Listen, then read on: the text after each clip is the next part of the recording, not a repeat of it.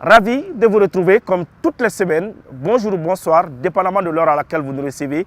Bienvenue dans ce hebdomadaire qui s'intéresse à l'actualité concernant les forces de défense et de sécurité. Comme d'habitude, nous allons commencer avec l'édito de la semaine. Colonel Mariam Sagara nous parle de la situation sécuritaire dans l'espace AES. Suivons.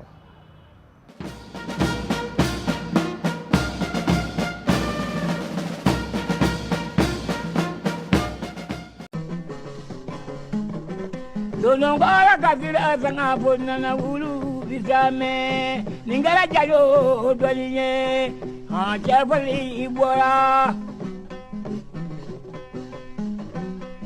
ila mama rasula jadindo maja nyamina araba kale odo maja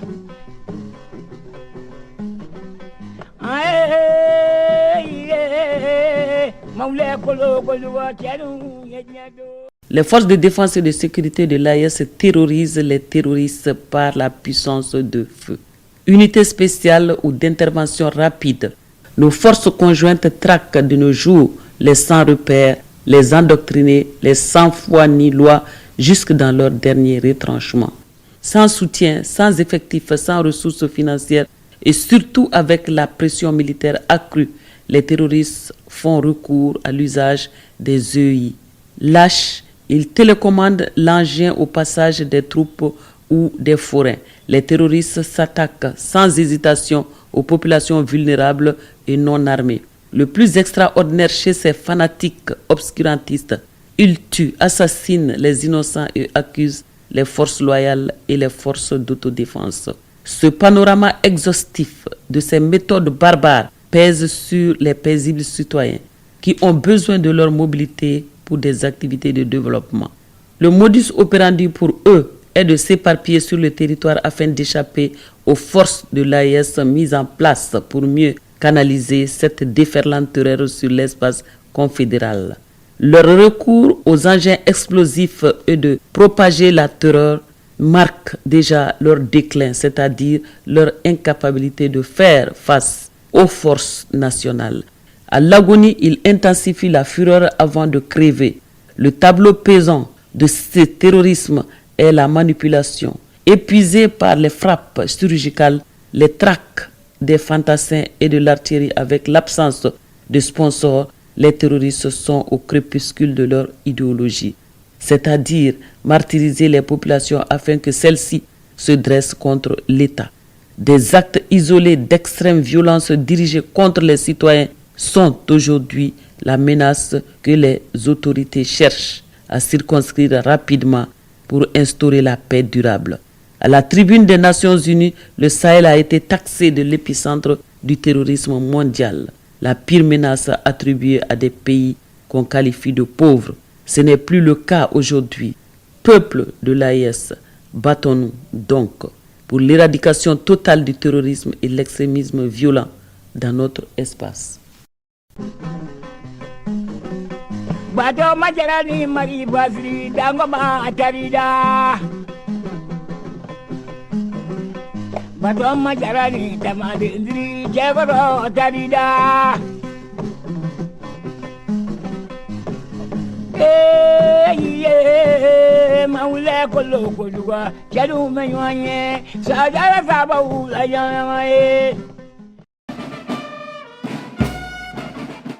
Aujourd'hui, dans l'émission Défense citoyenne, nous allons nous intéresser à un acte de bravoure posé par un enfant de 9 ans. Il se nomme Bekanou Jacques Koné.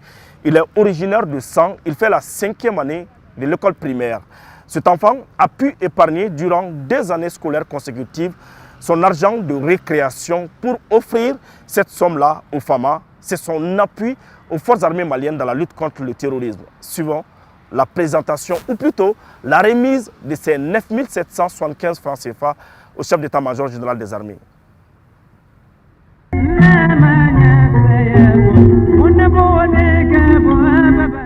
9 ans seulement et déjà une fibre patriotique à nulle épreuve et un cœur qui vibre pour les femmes. Défenseur intrépide de la patrie. Originaire de sang, Bécanou Jacques Koné vient de poser un acte qui tranche avec l'insouciance censée le caractériser à son âge. Faisant preuve d'un patriotisme, d'un engagement et d'un don de soi exceptionnel qui défie les mots, cet élève de 5e année s'est privé pendant 2 années scolaires consécutives de son argent de récréation. Petit à petit, Bécanou est arrivé à mettre de côté 9 775 francs CFA pour appuyer les forces armées maliennes dans la lutte contre le terrorisme.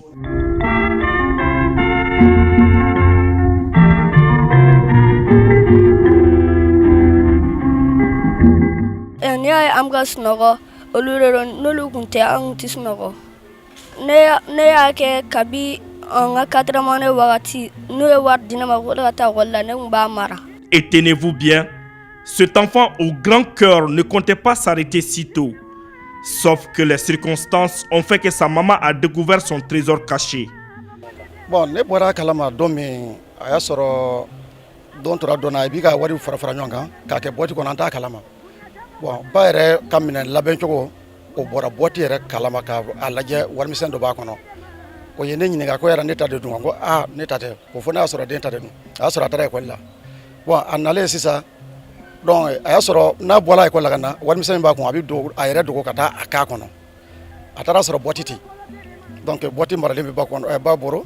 Donc ayene were ko alema ko ne mako alema ka boti ngera boti suya jumere no. Asola ka nyefo ko ale bi ka wari fara nyonga ko ambi ka wari mendi alema ko ale bi ka fara nyonga wara saka soro su deme domina ayene a fone yana ko ale bi ka soro ba mina ke ka soro su deme nay a don yere akira ko bay ne boro basen kaba ko yala parce pourquoi muna ayene hakili mbe soro bon ni rabito kan yere ni ga wakati la Bécanou koni ale ka soro si kanu bite kabina fitini abine kola don dola on nana Bamako ya no ami temena areda la fe yoroni na police bi joro mina abam ne be ne kora ko fone ka ale la jigi ka ale ka jigi ka police ke fu ne ere tege bo abo bala la fa ko munane ya bo ne ya nyefo fa fana fo police ke ere kora an kalama o ko no do kan ga jigi anya jigi yoro mina na reporter police ke ka police ke fu a don police ke ka ma kan an jija kan a klito cheni ka ikolkola ko ni Allah sana makabi ke finitiki kabi no yoro ne ya don afo sorosu kanu bi chenina kata odona fobi aka fembe abafoka alebike sorosi. Bien que le chef d'état-major général des armées soit habitué à recevoir des gestes de soutien, celui de Bécanou Jacques Koné a pour lui une saveur particulière. Cela prouve que le peuple malien est aux côtés de son armée et que la résilience des Maliens est une évidence incontestable dans un monde en profonde mutation.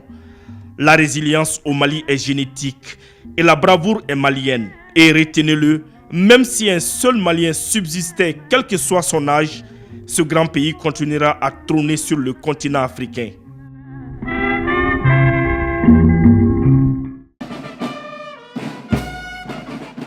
La formation est au cœur du dispositif des forces armées maliennes. La 46e promotion de l'école militaire interarmes de Koulikoro a eu droit à un véritable masterclass sur le leadership militaire donné par le chef d'état-major général des armées, le général de division Oumar Diarra. Je ne vous en dis pas plus, suivons ce masterclass.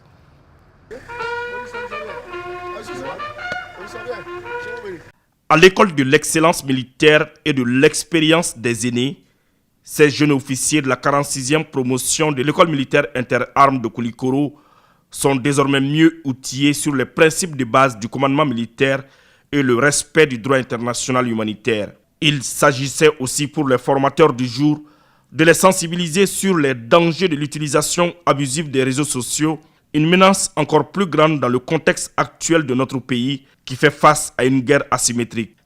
Comme je l'ai dit, le jour de la sortie, l'officier c'est quoi? C'est l'honneur et la dignité. Ces gens dont chaque fois nous référons, c'est les gens qui ont été dignes, qui ont porté l'honneur du Mali. Amoulou Assouman Labi. Donc ces valeurs, il faut qu'on vous les transmette. Tout ce qui va être dit ici, retenez-le.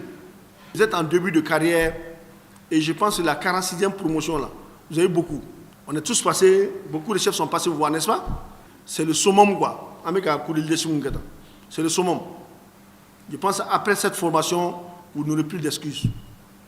Si on vous donne la mission, il faut prendre la mission au sérieux. On ne peut pas compter sur quelqu'un. Il faut qu'on compte sur nous-mêmes. Ce que nos autorités ont compris, et au niveau notamment général de la vision que j'ai dit, on travaille en autonome. Il faut que nous-mêmes, nous soyons en mesure de défendre notre territoire. Comme nos aïeux, là, nos prédécesseurs l'ont laissé là, dans les années 60, 70, 80, voilà. L'armée malienne même qui défendait. Actuellement, ça va. On va continuer sur cette lancée-là. Quand quelqu'un vous attaque, il faut vous montrer que vous avez un mental plus fort que lui. Mais avant qu'il ne vous attaque, il faut prendre des précautions, que vous soyez en mouvement ou en statique. Donc dites-vous, l'environnement asymétrique dans lequel on est, les terroristes, il n'a pas de faire de formation, il n'est pas mieux formé que nous. Dans la mise en œuvre, là, il faut être pratique. C'est tout ce qu'on vous demande. Et dans cette mise en œuvre, là, il n'y a pas de miracle. Hein. Je vous dis, partez avec ça, il n'y a pas de miracle. Il faut former vos hommes. Faites-les faire des centres de tir. Faites-les faire des marches, des reconnaissances. Le jour des réalités, ça va vous servir. On a vu à Saï, on a vu à Kemparana, les terroristes sont partis attaquer les gendarmes à Kemparana. Vous avez vu, non? La gendarmerie à Kemparana, on a vu à Saï, non, n'est-ce pas? On a vu l'autre jour une patrouille, un sous-lieutenant qui est dans la zone de Massina. Ils ont été accouchés 2 fois. Ils ont bien limé ces terroristes-là. Ils ont récupéré plus de 1000 têtes ou bien conduits à la nouvelle Massina. C'est quoi? C'est des gens qui sont aguerris. Le gars, comme le colonel l'a dit, les hommes qui l'a dit, eux, là, ils leur font confiance. Ils sont sur des motos, hein. Ils sont sur des motos avec quelques véhicules derrière. Mais ils sont en train de faire un très bon travail. Donc, ce n'est pas un miracle à ce que nos hommes fassent vraiment. Quand on nous attaque, là, on fait des miracles. Il n'y a pas de... Mais faites à l'avoir, il faut vous entraîner. Le leadership, là, c'est avec ça seulement que vous pouvez vous faire remarquer. Depuis votre jeune carrière, là, on peut dire, ah, ce jeune-là, on peut compter sur lui. Cette conférence a été l'occasion pour ces officiers de la 46e promotion de l'EMIA d'être mieux édifiés sur le leadership ainsi que les éléments essentiels pour assurer leur mission régalienne avec courage et professionnalisme. Restons dans le cadre de la formation. L'école de maintien de la paix à l'UNBLONNB de Bamako vient de mettre sur le marché son premier master en criminalité organisée, terrorisme et coopération internationale pénale. Une cérémonie de sortie suivie par notre reporter, le sergent Safiatou Sanogo. Les autorités s'engagent pleinement à préparer les cadres en leur fournissant les compétences et connaissances indispensables pour faire face aux défis complexes et pressants de notre époque. Cela pourra renforcer leur résilience et leur efficacité face aux enjeux sécuritaires tant nationaux qu'internationaux. La première promotion du master en criminalité organisée, terrorisme et coopération internationale pénale de l'école de maintien de la paix à l'UNBLONNB vient de finaliser sa formation. En 2 ans, les auditeurs de cette première promotion ont suivi un parcours académique alliant harmonieusement la théorie et la pratique. Nous avons pris l'engagement de renforcer les capacités des professionnels africains et internationaux à travers une formation académique de haut niveau dans un domaine aussi difficile que spécialisé qu'est le terrorisme, le crime organisé et la coopération internationale au niveau pénal. Cette première promotion, dédiée à la mémoire du fait, Dr Abdraman Koulibaly, compte une quarantaine de participants, dont 10 femmes. Ils sont militaires, gendarmes, policiers et civils venus du Mali, de la Guinée-Conakry, du Burkina Faso, du Tchad et du Sénégal. La lutte contre la criminalité organisée et le terrorisme ne peut être efficace que si elle est menée de manière collective et coordonnée. L'intégration africaine est donc une nécessité stratégique pour renforcer notre capacité à relever ces défis communs. C'est dans cette dynamique que les chefs d'État de la Confédération des États du Sahel, AIS, leurs excellences le capitaine Ibrahim Traoré, président du Faso, chef de l'État, le général d'armée Assimi Goïta, président de la transition, chef de l'État de la République du Mali, président de la Confédération de l'AIS, et le général de brigade Abdrahman Tchani, président du Conseil national pour la sauvegarde de la patrie, chef de l'État de la République du Niger, ont décidé de mutualiser leurs efforts en matière de lutte contre le terrorisme et la criminalité organisée à travers la mise en place d'une force unifiée qui, aujourd'hui, engage des résultats tangibles. Grâce à cette formation, les capacités des auditeurs ont été considérablement renforcées. Vous voici aujourd'hui investi d'une mission essentielle. Vous serez appelés à mener des enquêtes complexes, à renforcer la coopération entre les États et à proposer des solutions innovantes face à ces menaces en évolution permanente. Ils sont désormais en mesure d'analyser, d'intervenir et de lutter de manière plus efficace contre la criminalité organisée et le terrorisme. Ce diplôme n'est pas une fin en soi, il est une responsabilité. La responsabilité d'appliquer ce que nous avons appris avec rigueur et intégrité dans notre région sahélo-saharienne, si durement éprouvée. Ces programmes de formation revêtent une importance capitale. La quête pour la paix, l'amélioration de la situation sécuritaire passe obligatoirement par une maîtrise, une prise en charge de cette question de criminalité internationale et de terrorisme. Donc la lutte forcément, en plus que militaire, elle est sociale, elle est économique, elle est idéologique. Et pour avoir le gain sur le combat idéologique, forcément, il faut des personnes bien formées qui en connaissent les causes, les conséquences, qui en connaissent les interactions et qui en connaissent tout ce qu'il y a comme méandre pour apporter la solution qu'il faut. L'expertise nouvellement acquise par ces auditeurs contribue de manière significative à la construction d'un environnement sécurisé, renforçant ainsi la stabilité et la paix.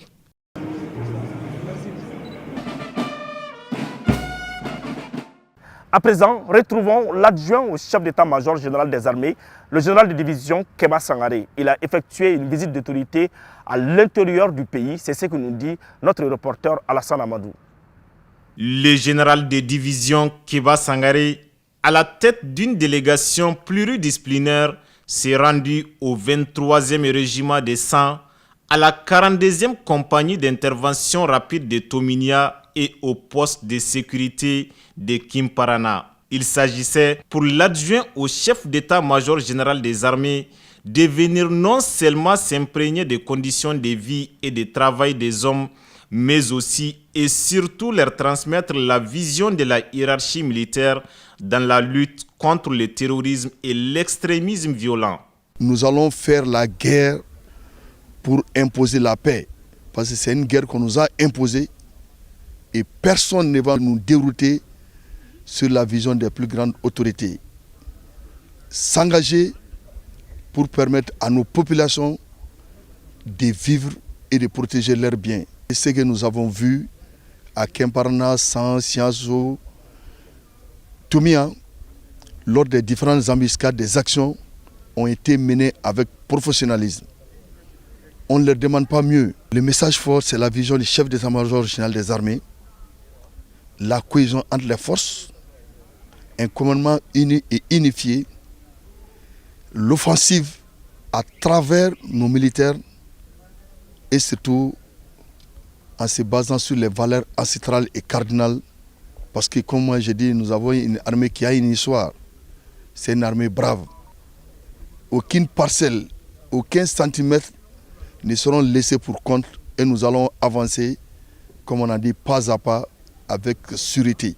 Cette visite du général de division Kéba Sangaré dans les localités de Kimparana, San et Tominia a été couronnée par des rencontres avec les autorités administratives et la société civile qui ont exprimé leur satisfaction aux actes posés par les forces de défense et de sécurité.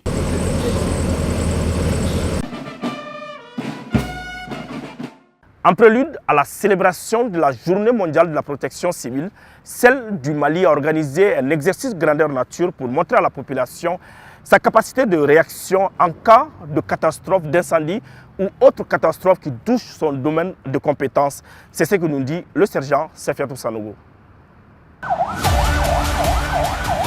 La Journée mondiale de la protection civile est célébrée chaque 1er mars, offrant à la population l'opportunité de réaffirmer son engagement en faveur de la sécurité et du bien-être collectif. Cette année, le thème retenu est la protection civile, garantie de la sécurité de la population. Afin de donner plus d'ampleur à cette journée et de renforcer la préparation des équipes un exercice de simulation a été organisé. Cet exercice de simulation portait sur l'explosion d'un camion-citerne transportant du carburant devant un établissement public. Allô? Ça part pompier mon dedans. Bonjour, c'est mon ordre. Tasma est mobile, avec du kunda mon gars soka.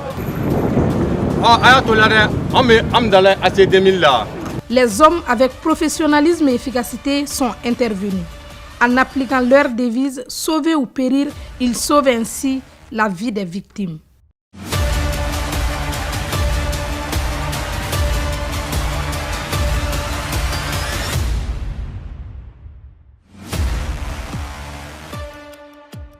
Une scène de chaos maîtrisée. L'explosion a provoqué pleurs, cris, panique, mais malgré la tension, les secouristes ont su garder leur sang-froid. Les victimes rassurées ont été mises à la disposition de l'équipe médicale.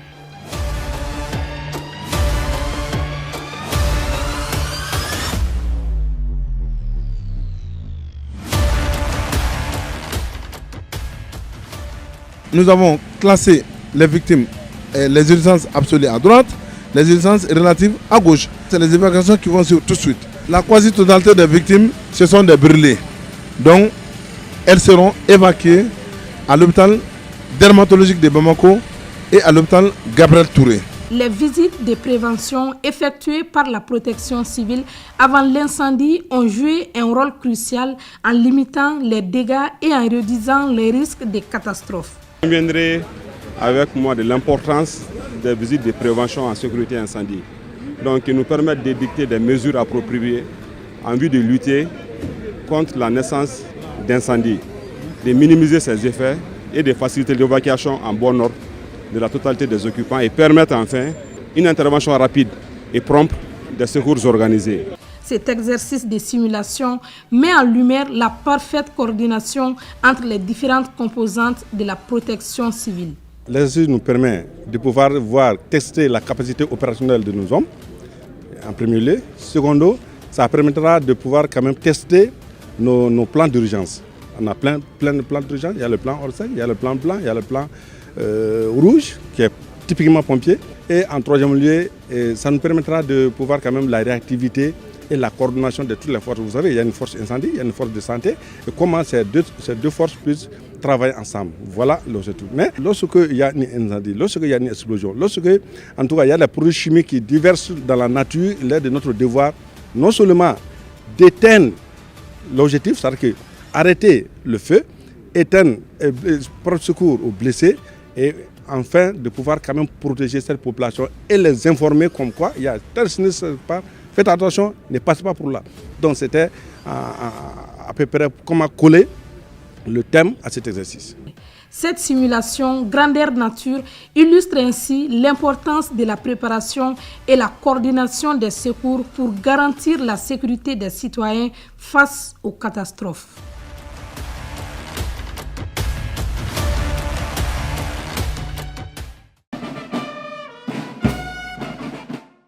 Un mot de sport dans cette émission Défense citoyenne. L'armée de l'air s'adjuge le trophée de la compétition interarmes de ballon militaire. Une finale suivie par Alassane Amadou.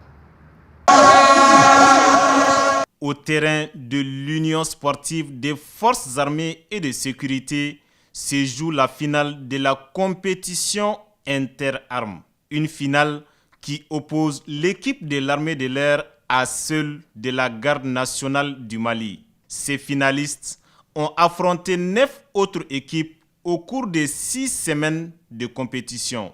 Victoire après victoire, les 2 finalistes se sont montrés décisifs et tranchants le long de la compétition. Présent, le chef d'état-major général des armées procède au lancement de ces matchs ultimes.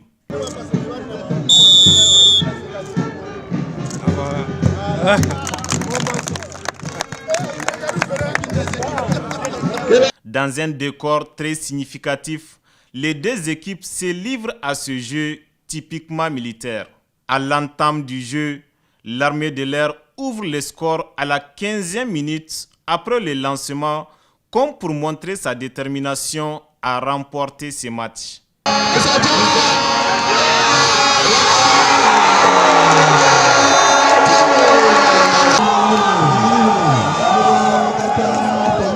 Quelques minutes plus tard, la garde nationale égalise.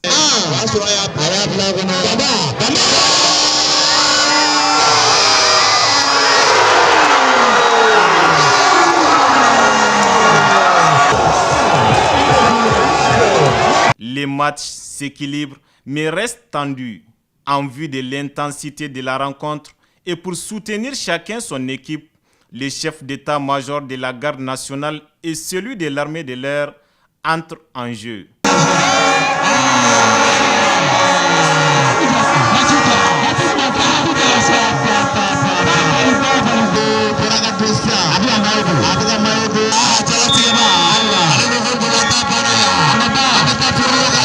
À la fin du temps imparti, l'armée de l'air sort vainqueur de cette finale avec un score de 5 contre 4 à la suite des tirs au but.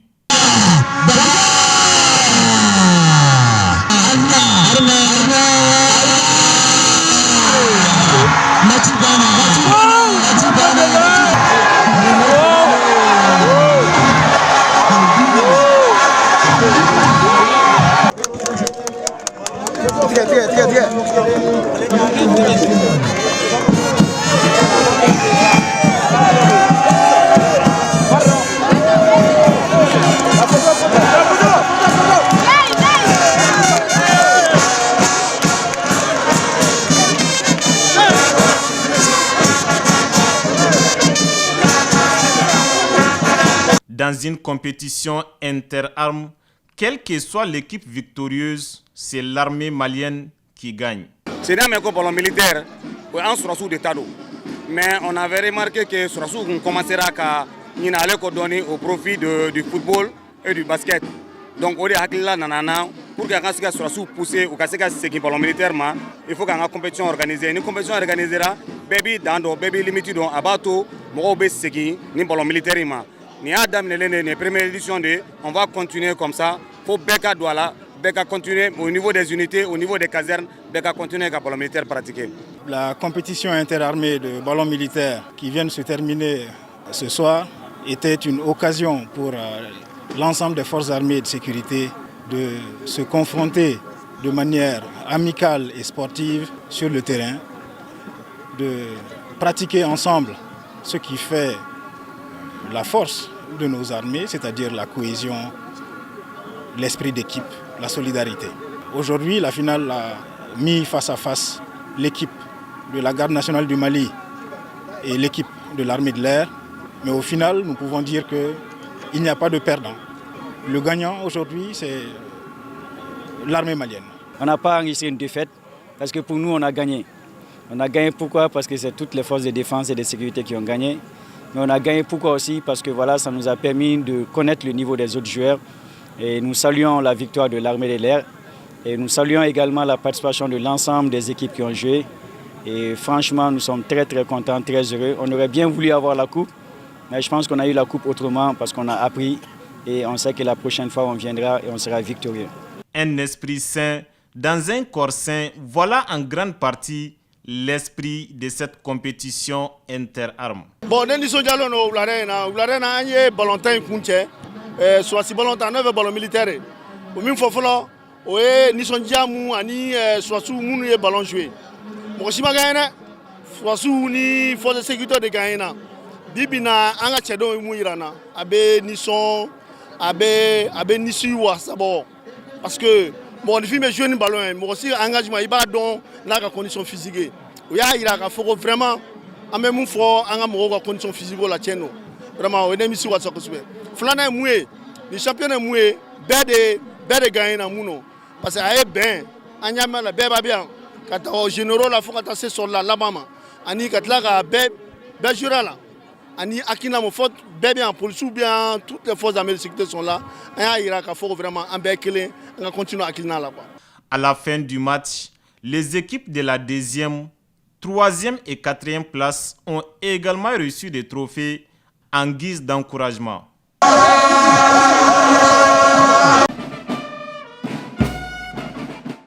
Place maintenant au bilan de la semaine des différentes opérations menées sur le terrain. L'engagement reste le même. Les terroristes seront traités tant qu'ils auront les armes. Le jeudi 27 février 2025, dans le secteur de Dogofri, 2 terroristes ont été massacrés par leur propre engin explosif improvisé. Ils voulaient le poser devant un convoi des forces armées maliennes, mais ils ont été frappés par l'effet boomerang. Nos hommes ont récupéré aussi 2 PM AK-47, 2 commandes d'engins explosifs improvisés et un chargeur. De retour d'une mission de reconnaissance au sud-est de Gossi, à 41 km, les forces armées maliennes ont neutralisé 2 terroristes. Elles ont aussi récupéré 9 talkie-walkie TYT, 5 modems Wi-Fi Starlink, une carabine chinoise, 15 téléphones portables et des tenues militaires. Une dizaine de motos des terroristes a été également détruite. L'expertise de nos hommes a permis de découvrir un engin explosif improvisé à l'entrée du camp de Sumpi. Il a été détruit sur place. Les terroristes sont aux abois maintenant. Ils n'ont qu'un seul mode opératoire, procéder à la pose d'engins explosifs improvisés. Mais nos hommes ont l'expertise nécessaire pour les détecter et les détruire. Sur les théâtres d'opération, nos hommes ne font pas que la guerre. Par exemple, à Sumpi, le génie militaire a réparé un château d'eau afin de permettre à la population d'avoir accès à l'eau potable. À Aguelok, les forces armées maliennes ont neutralisé un poseur d'engins explosifs improvisés. Après avoir récupéré le 20 février 2025 des bétails des mains des terroristes à Solila, à 43 km au sud-ouest de Massina, les autorités viennent de procéder à la remise officielle aux propriétaires. À Gundam, précisément à Tindirma, les forces armées maliennes ont récupéré 114 sacs de 100 kg qui avaient été volés par les groupes armés terroristes. La récupération des vivres volés se poursuit. À Nonongo, dans l'interfleuve, nos hommes ont récupéré 30 sacs de riz. Une autre mission a assuré la sécurisation de la foire hebdomadaire de Matomo. Une patrouille FAMA a arrêté un suspect terroriste à 5 km au sud de Djondjori. Les forces armées maliennes ont neutralisé un guetteur dans la localité de Gossi. Il avait en sa possession un PM, un talkie-walkie TYT, une moto, 2 téléphones, un powerbank, une carte biométrique malienne. Il serait le principal opérateur chargé de signaler tous les mouvements des FAMA dans les différents camps. Une mission d'escorte des FAMA a neutralisé à Massina un poseur d'engins explosifs improvisés pendant qu'il était en pleine action. Nos hommes ont découvert et détruit 3 engins explosifs improvisés à 3 km à l'est de Djoumedjala. À Kalana, un voleur âgé de 38 ans a été interpellé. Il avait en sa possession un pistolet mitrailleur, un chargeur contenant 30 cartouches de 7,62 mm semi-long. Il a été mis à la disposition des autorités compétentes. Les opérations se poursuivent.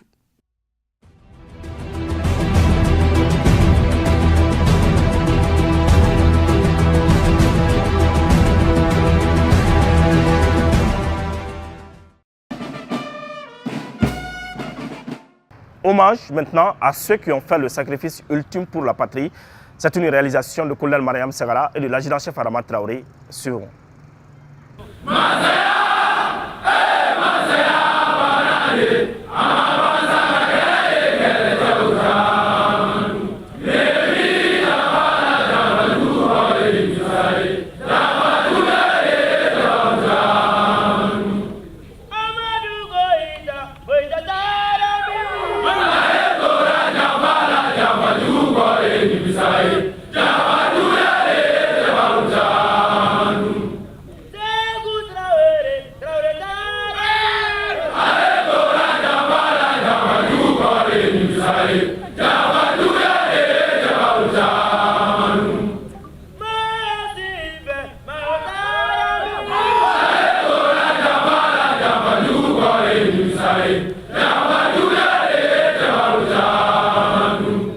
Colonel Ablaye,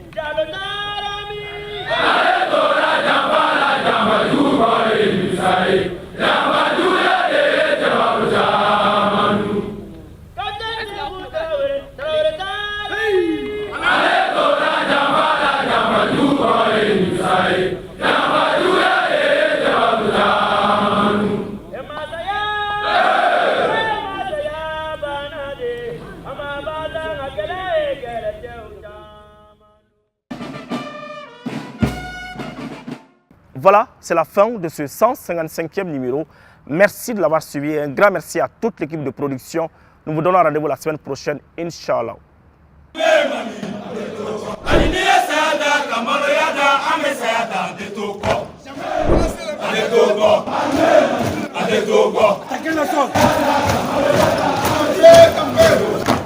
Mali.